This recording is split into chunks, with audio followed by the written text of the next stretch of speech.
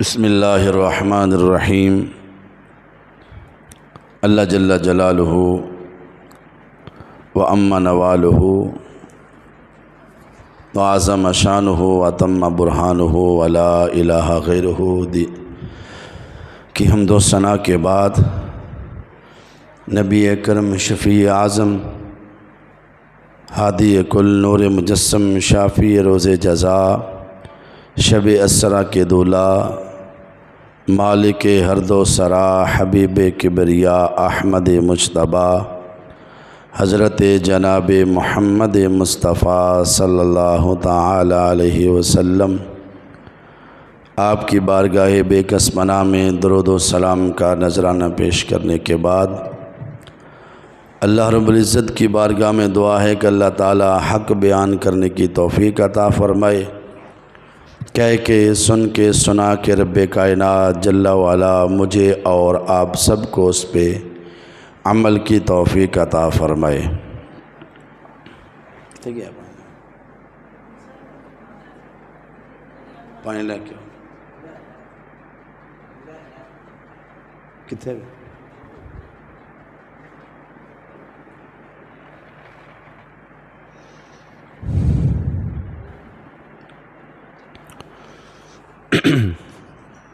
گرامی قدر حضرات، آج کا جمعۃ المبارک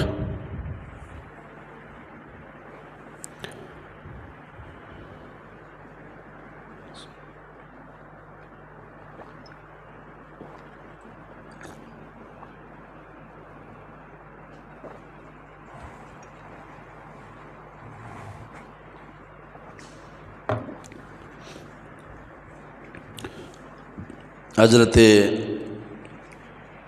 سیدنا ابراہیم خلیل اللہ علیہ السلام آپ کے جو حالات و واقعات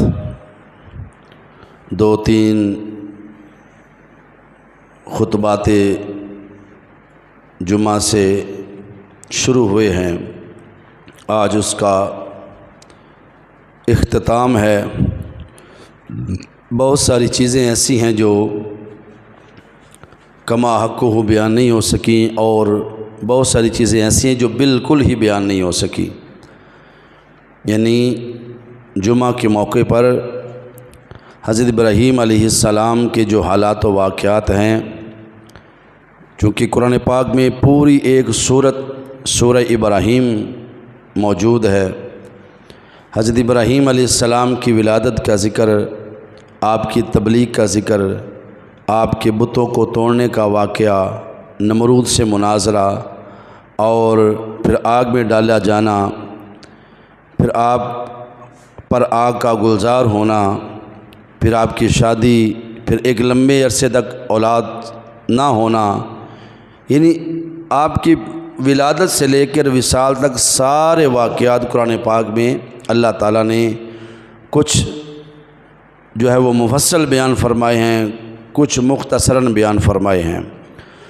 تو دو تین جمعات میں حضرت ابراہیم علیہ السلام کا ذکر کما حق ہو نہیں ہو سکتا۔ چیدہ چیدہ وہ واقعات، وہ باتیں بیان کی جاتی ہیں کہ جن سے ہمیں سبق ملے، جس سے درا کہ سب سے بڑا سبق ہمارے لیے یہ ہے کہ حضرت ابراہیم علیہ السلام کی ساری زندگی امتحانات کا مرکز و محور رہی۔ ساری زندگی اللہ تبارک و تعالیٰ نے آپ سے امتحانات لیے، اور ہر امتحان میں حضرت ابراہیم علیہ السلام آپ کامیاب و کامران رہے۔ اسی طرح جس طرح میں نے پچھلے جمعہ کو عرض کیا تھا کہ حضرت ابراہیم علیہ السلام کے دو بیٹے دو بیویوں سے، ایک حضرت حاجرہ سے حضرت اسماعیل علیہ السلام، اور دوسرا حضرت سارہ سلام اللہ علیہا ان سے حضرت اسحاق علیہ السلام۔ تو چونکہ جو نور پاک اللہ تعالیٰ نے امانتاً حضرت آدم علیہ السلام کو عطا فرمایا، وہ نور پاک چلتا چلتا حضرت ابراہیم علیہ السلام تک پہنچا۔ اور علماء فرماتے ہیں کہ جب حضرت ابراہیم علیہ السلام کی ولادت کا وقت تھا، اس وقت نومولود بچوں کو قتل کیا جا رہا تھا، تو آپ کی حفاظت اللہ تبارک و تعالیٰ نے فرمائی۔ ہو سکتا تھا کہ حضرت ابراہیم علیہ السلام بھی نمرود یا اس کے سپاہیوں کہتے چڑھ جاتے اور آپ شہید کر دیے جاتے شیر خارگی میں پیدا ہوتے ہی، لیکن اللہ تعالیٰ نے آپ کی حفاظت فرمائی۔ کیوں؟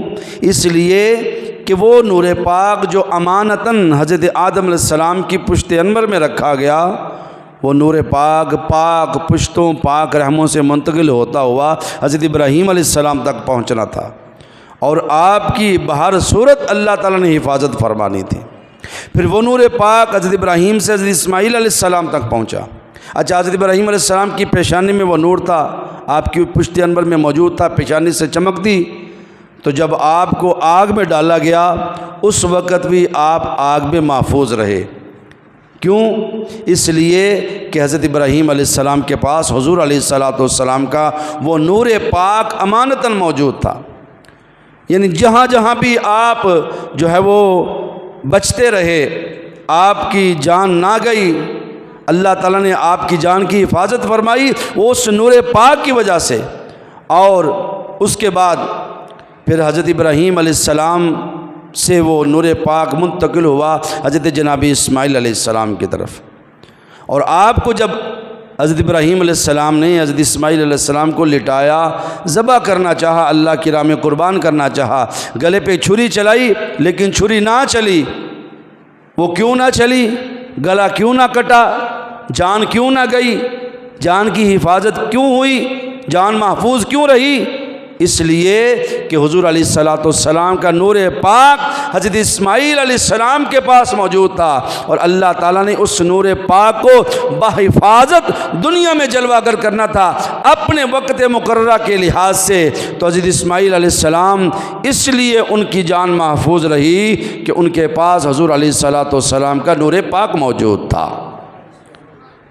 اور حضور علیہ السلام نے فرمایا نا کہ حضرت آدم علیہ السلام سے لے کر حضرت عبداللہ تک، اور حضرت حوا سلام اللہ علیہا سے لے کر حضرت آمنہ رضی اللہ تعالی عنہا تک، حضور علیہ السلام نے فرمایا میرے سارے باپ بھی پاک ہیں اور میری ساری مائیں بھی پاک ہیں۔ حضرت حوا سے لے کے حضرت آمنہ تک علیہم السلام، اور حضرت آدم سے لے کر حضرت عبداللہ علیہم السلام تک حضور علیہ السلام نے کیا فرمایا؟ میرے سارے باپ بھی پاک ہیں، میری ساری مائیں بھی پاک ہیں، ان میں سے کوئی بھی کافر اور مشرک نہیں رہا۔ وقت قلیل ہے، 1-2 مہینے بعد میلاد شریف کا مہینہ آنے والا ہے، محرم سفر، اس کے بعد میلاد، تو انشاءاللہ یہ نور پاک کا بیان مفصل بیان ہوگا کہ نور پاک کیسے پیدا ہوا، کہاں کہاں جلوہ گر رہا، پھر کہاں کہاں منتقل ہوتا رہا۔ صرف اشارتاً بات عرض کر دیتا ہوں، جب حضرت آدم علیہ السلام آپ جدھر جاتے تو فرشتے اٹھ کر ان کا استقبال کرتے، ہاتھ ان کا احترام کرتے، درود و سلام پڑھتے، ان سے محبت کا اظہار کرتے۔ حضرت آدم علیہ السلام نے اللہ کی بارگاہ میں عرض کی، یا اللہ یہ فرشتوں تو میرے بننے پہ راضی نہیں تھے، جب تو نے مجھے بنانا چاہا فرشتوں نے کہا کہ میں زمین میں وَإِذْ قَالَ رَبُّكَ لِلْمَلَائِكَةِ إِنِّي جَاعِلٌ فِي الْأَرْضِ خَلِيفَةً، میں زمین میں اپنا نائب بنانے والا ہوں۔ تو یا اللہ یہ تو فرشتے راضی نہیں تھے، اب یہ مجھ سے محبت کا اظہار کرتے ہیں، میرا احترام کرتے ہیں، درود و سلام پڑھتے ہیں۔ تو اللہ تبارک و تعالی نے فرمایا، اے پیارے آدم، ہم نے تیری پشت انور میں اپنے پیارے نبی آخر الزماں کا نور رکھا ہے، اور وہ نور تیری پیشانی سے چمکتا ہے۔ اس نور کو دیکھ کر یہ فرشتے تیرا احترام بھی کرتے ہیں، ادب بھی کرتے ہیں، درود و سلام بھی پڑھتے ہیں، اور محبت کا اظہار بھی کرتے ہیں۔ تو حضرت آدم علیہ السلام نے عرض کی، یا اللہ اس نور کو میں بھی دیکھنا چاہتا ہوں۔ تو حضور علیہ السلام کا نور پاک پھر حضرت آدم علیہ السلام کے یہ جو انگوٹھے ہیں نا، انگوٹھے، ان کے ناخنوں میں اللہ تعالیٰ نے اس کی جھلک پیدا فرمائی۔ جب حضرت آدم علیہ السلام نے اپنے انگوٹھوں کو دیکھا، ناخنوں کو دیکھا، تو دونوں انگوٹھوں کو چوم کر آنکھوں پہ لگایا اور کیا کہا؟ قرۃ عینی بک یا رسول اللہ، اے اللہ کے رسول آپ میری آنکھوں کی ٹھنڈک ہیں، آپ میری آنکھوں کی ٹھنڈک ہیں۔ اب اگر آپ سے کوئی کہے بھئی انگوٹھے چومنا تو آدم علیہ السلام کو چاہیے تھا، جن کو نور نظر آیا ان کو تو نور نظر آیا، انہوں نے چوم لیے، تمہیں نور نظر آتا ہے، تم کیوں چومتے ہو؟ تو میں کہتا ہوں اللہ تعالیٰ کے نبیوں کی سنت ہے۔ حضرت حاجرہ سلام اللہ علیہا صفا مروہ پہ کس لیے دوڑی تھیں؟ پانی کے لیے، پانی کو تلاش کرتے ہوئے دوڑی تھیں، نہ کہ اس لیے دوڑی تھیں کہ میں دوڑوں گی تو میرے بعد یہ حاجیوں کے لیے، عمرہ کرنے والیوں کے لیے ایک رکن بن جائے گا۔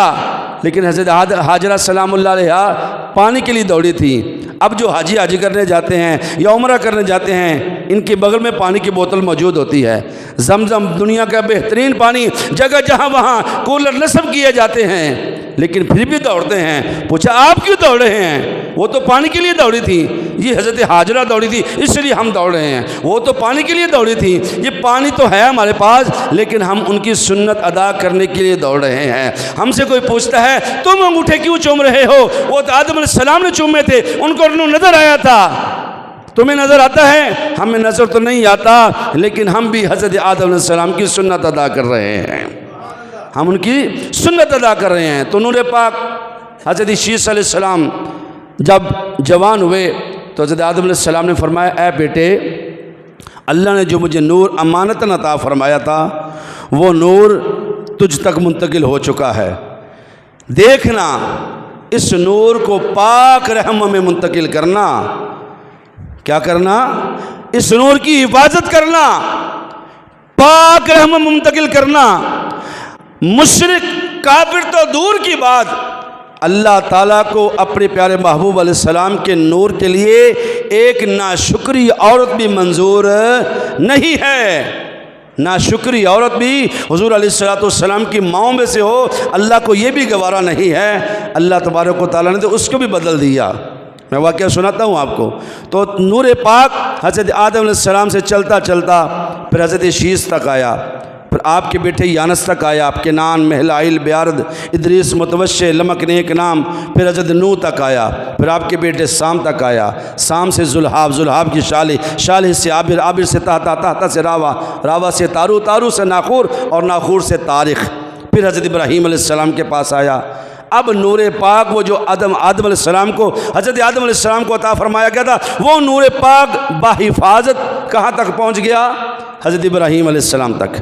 اور اسی نور پاک کی وجہ سے آپ کو آگ نے نہیں جلایا، اسی نور پاک کی وجہ سے آپ نو مولودگی میں، شیر خارگی میں، ولادت کے وقت آپ شہید نہیں کیے گئے، قتل نہیں کیے گئے، آپ کی حفاظت رہی۔ اور جب یہ نور پاک حضرت اسماعیل علیہ السلام پر منتقل ہوا، حضرت اب دیکھیں نا، حضور علیہ السلام کی والدہ بھی ہیں، دادی بھی ہیں حضرت حاجرہ، وہ نور پاک جو نبی پاک علیہ السلام کا وہ حضرت ابراہیم علیہ السلام سے حضرت حاجرہ کی طرف منتقل ہوا۔ تو حضرت حاجرہ، ان کا صبر، ان کا حوصلہ، ان کی استقامت کہ بے آب و گیا وادی غیر ذی زر میں ٹھہر گئی اور اپنے خامد حضرت ابراہیم سے فرمایا، عرض کیا سرتاج آپ ہمیں چھوڑ کے جا رہے ہیں، لیکن یہ تو بتائیں یہ فیصلہ آپ کا ہے، یہ فیصلہ آپ کا ہے یا اللہ کا حکم ہے؟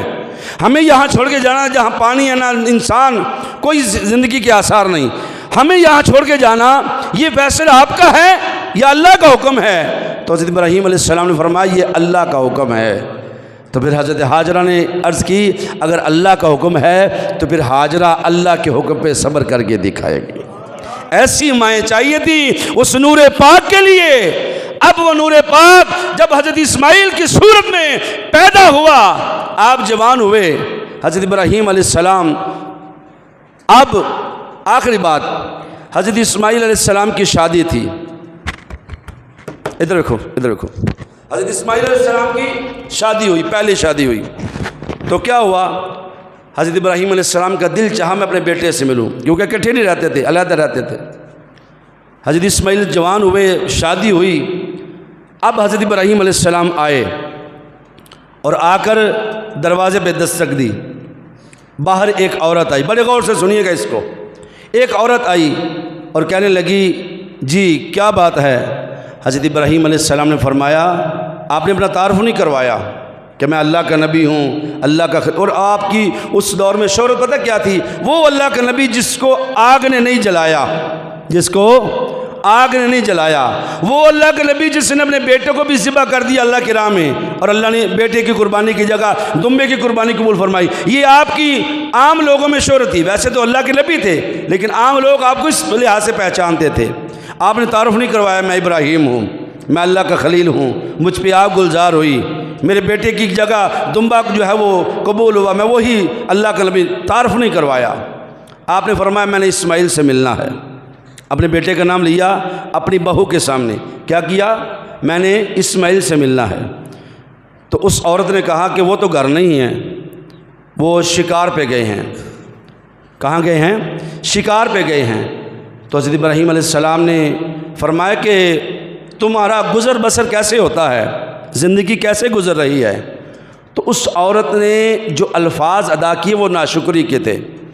کہنے لگی کہ گزر بسر کیا ہونی ہے، وہ شکار پہ جاتے ہیں، روز ایک ہی بات، شکار کھاؤ، شکار لیتے ہیں وہی کھانا پڑتا ہے، نہ کوئی اور چیز ہوتی ہے، نہ کوئی نعمت ہے، نہ کوئی مال و دولت ہے، بڑی مشکل سے گزارا ہو رہا ہے، ہم تو بڑے پریشان ہیں۔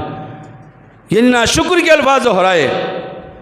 تو حضرت ابراہیم علیہ السلام نے فرمایا کہ اچھا اسماعیل آئے تو اس کو میرا پیغام دینا، اسے کہنا یہ جو تمہارے دروازے کی دہلیز ہے نا، دہلیز یہ ٹھیک نہیں، اس کو تبدیل کر دو، اس کو تبدیل کر دو، حلیہ بتانا پہچان جائیں گے۔ اب حضرت اسماعیل علیہ السلام جب واپس تشریف لائے شکار سے تو آپ کو خوشبو آئی اپنے باپ کی، جس طرح حضرت یعقوب علیہ السلام ادھر سے مصر سے قافلہ چلا تو کنان میں حضرت یوسف علیہ السلام کی خوشبو آ رہی ہے۔ حضرت یعقوب فرما رہے اپنے پوتوں کو، فرمایا آج مجھے انی لاجد الریح یوسف لولا ان تفندون، آج مجھے اپنے بیٹے یوسف کی خوشبو آ رہی ہے۔ حضرت اسماعیل کو بھی خوشبو آئی اور فرمایا آج کوئی آیا تھا؟ آپ کی بیوی کہنے لگی ہاں ایک بزرگ تھے، آئے تھے، اس طرح ان کے بال تھے، اس طرح ان کی داڑھی تھی، یہ ان کا حلیہ تھا، یہ قدکار تھا، اس طرح ان کی جسامت تھی، اس طرح ان کی آنکھیں تھیں۔ حضرت اسماعیل علیہ السلام پہچان کی وہ تو میرے والد تھے۔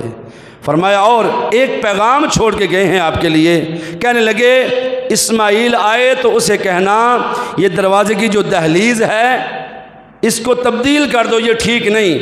تو حضرت اسماعیل علیہ السلام نے فرمایا انہوں نے کچھ سوال کیے تھے؟ کہنے لگی ہاں انہوں نے یہ پوچھا تو میں نے یہ کہا۔ آپ نے فرمایا اے اللہ کی بندی وہ تیرا امتحان تھا، وہ تیرا امتحان تھا کہ تو کتنی شکر گزار عورت ہے، لیکن تو شکر گزار ہونے کا مظاہرہ نہیں کیا، تو نے تو ناشکری عورت بن کے دکھایا۔ اور دروازے کی دہلیز سے مراد یہ دروازے کی دہلیز نہیں، وہ میرے والد محترم حضرت سیدنا ابراہیم خلیل اللہ علیہ السلام تھے، اور انہوں نے دروازے کے دہلیز کی مثال دے کر فرمایا ہے کہ جو میری بیوی ہے وہ ٹھیک نہیں ہے، اس کو اپنے نکاح سے فارغ کر دو، تو اس امتحان میں کامیاب نہیں ہو سکی، آج کے بعد تمہارے نکاح سے نکل جا۔ فارغ کر دیا، دوبارہ شادی ہوئی، کچھ عرصے بعد حضرت ابراہیم علیہ السلام دوبارہ آئے، اور دوبارہ آئے پھر دستک دی، سواری پہ سوار تھے تو باہر ایک اور عورت آئی، وہ اور تھی، پہلے اور تھی بعد میں اور تھی۔ پوچھا کون؟ فرمایا میں اسماعیل سے ملنے آیا ہوں۔ انہوں نے کہا وہ تو شکار پہ گئے ہیں۔ آپ نے فرمایا بتاؤ تمہاری گزر بسر کیسے ہوتی ہے؟ تو اس عورت نے کہا الحمدللہ۔ کیا کہا؟ مصیبت بھی آئے، پریشانی بھی آئے تو سب سے کیا کہنا چاہیے؟ سب سے پہلے کیا کہنا چاہیے؟ الحمدللہ، الحمدللہ۔ دیکھیں نا الفاظ اس عورت کے، کہا ہمیں تازہ گوشت کھانے کو ملتا ہے، روزانہ شکار کر کے لاتے ہیں، تازہ گوشت کھاتے ہیں اور دنیا کا بہترین پانی پیتے ہیں، آب زمزم۔